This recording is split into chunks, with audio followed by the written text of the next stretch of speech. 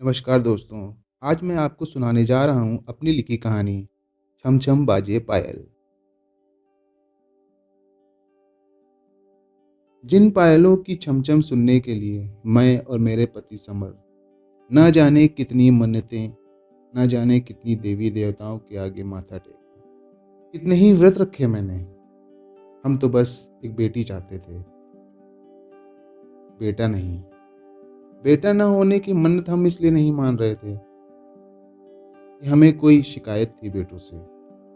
हम दोनों की तो एक इच्छा थी, बस एक नन्ही सी बेटी चाहते थे। हम दोनों उन नन्ही पायलों की छमछम सुनना चाहते थे जो हम उसके पैदा होने से पहले ही ले आए थे। मेरे और समर के बेटा ना चाहने की कोई खास वजह नहीं थी। हम तो बस अपनी पहली संतान बेटी चाहते थे, जो अपने नन्हे पैरों से चलकर पूरे घर में उन्हीं नन्ही पायलों की मधुर धुन को बजाए, जिसे हम सालों से सुनना चाहते हैं। आज शादी के पूरे 8 साल बाद हमारे घर एक नन्ही परी ने जन्म लिया है। उसके जन्म लेते ही जैसे सूरज सागर की लहरों से अचानक उबर कर वापस आ गया हो।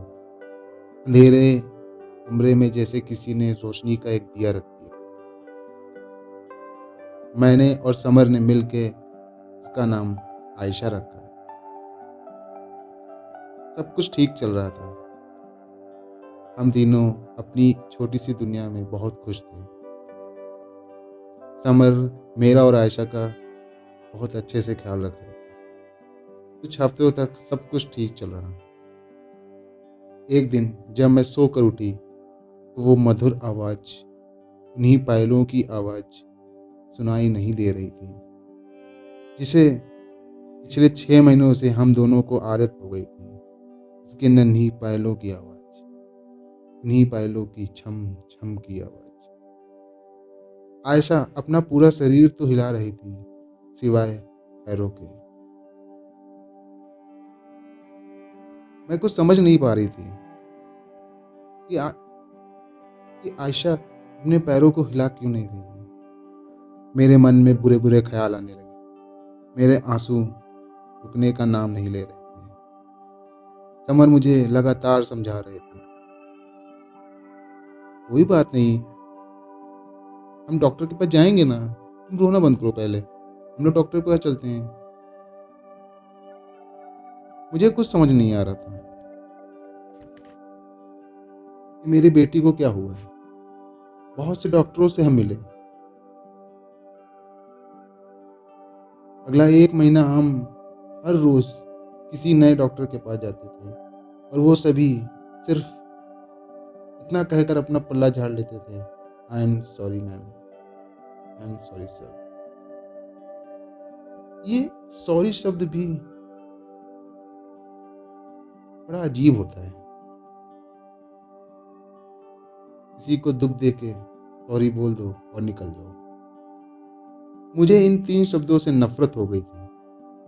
मेरी बेटी आयशा आज पूरे 10 साल की हो गई है, और समर को गुजरे पूरे 4 साल। हाँ, समर आज हमारे बीच में नहीं है।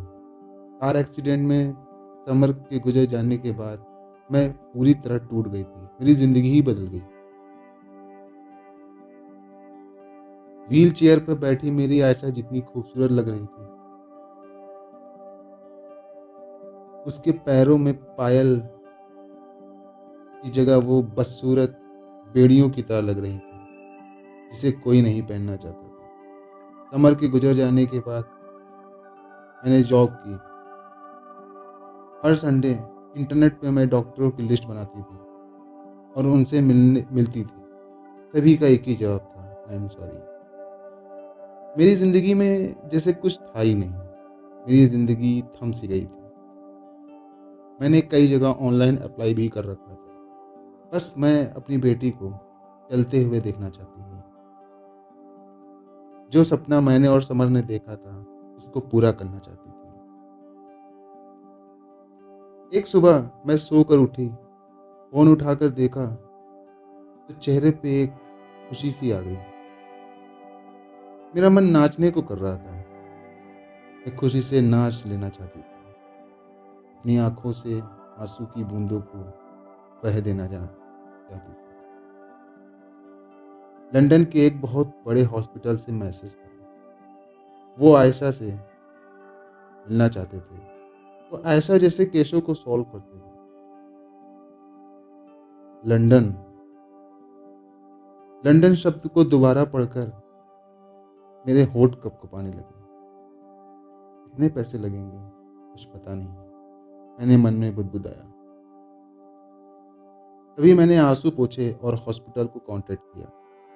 पूरे खर्चे का पता किया तो हॉस्पिटल की तरफ से जवाब आया 10 लाख। 10 लाख सुनकर मैं अचानक बगल में रखी कुर्सी पे धम से बैठ गई। हंसी चेहरे से गायब हो गई थी। आयशा पीछे से सब सुन रही थी मुझे। उसने धीरे से कहा, मम्मी मैं बहुत बुरी हूं ना, मेरी वजह से आप कितना परेशान रहती हैं। आंख में आंसू लिए आयशा वापस अपने कमरे को चली जाती है। मैं बस उसे जाता देखती रहती हूँ। आंख में आंसू लिए मैं बुद्ध बनी बहुत देर तक वहीं बैठी रही। थोड़ी देर बाद मैंने हार न मानने का फैसला किया। 2 महीने बाद आयशा का ऑपरेशन होना था। मैंने अपनी एफडी सेविंग मिलाकर सब काउंट किया तो सिर्फ 4,32,000 रुपये हो रहे थे। मैंने बैंक में लोन के लिए अप्लाई कर दिया। मेरे फ्रेंड समीर ने मुझे लोन के लिए बहुत हेल्प की। कि तभी मेरे कानों में एक आवाज़ आई, hello ma'am, hello ma'am, are you there, are you listening me. Theatre के बाहर बैठी मैं तब अपने ख्यालों से बाहर आई जब डॉक्टर हैरी ने मुझसे कहा, ma'am congratulations, operation is successful. दरअसल ऑपरेशन थिएटर के बाहर बैठी मैं अपने अतीत में जा चुकी थी। मेरी आंखों में खुशी के आंसू थे। मेरी बेटी का ऑपरेशन जो सक्सेसफुल हुआ था। डॉक्टर के मुताबिक 15 दिन बाद आयशा चल सकती थी। बस मुझे उन 15 दिनों का इंतजार था।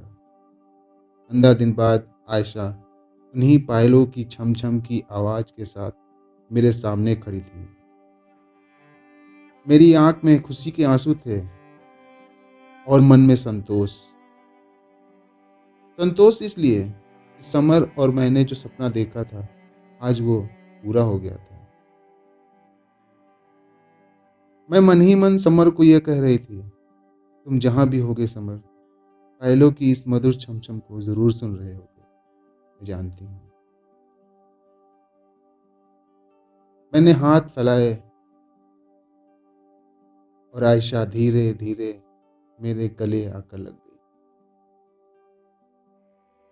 हम दोनों ने अपने आंसुओं को बस बह जाने दिया और मुझे मालूम था समर जब मुझे देख रहा होगा उसके आंसू भी बह रहे होंगे। बस इतनी सी थी ये कहानी।